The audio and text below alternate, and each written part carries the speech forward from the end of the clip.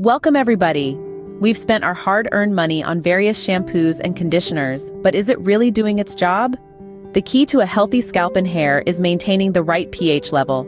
And I have a cost-effective solution for you: apple cider vinegar.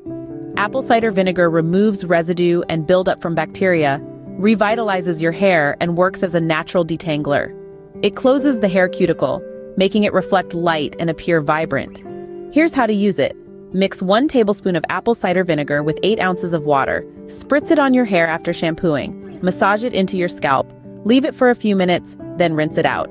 But how does apple cider vinegar help your hair grow faster and healthier? It stimulates the hair follicles, kills bacteria, and exfoliates the scalp, promoting healthier hair growth and a healthier scalp. Use this method a couple of times a week and see the miracles it does to your hair. Share this with your friends and family. And don't forget to leave your comments below, like, subscribe, have a great day.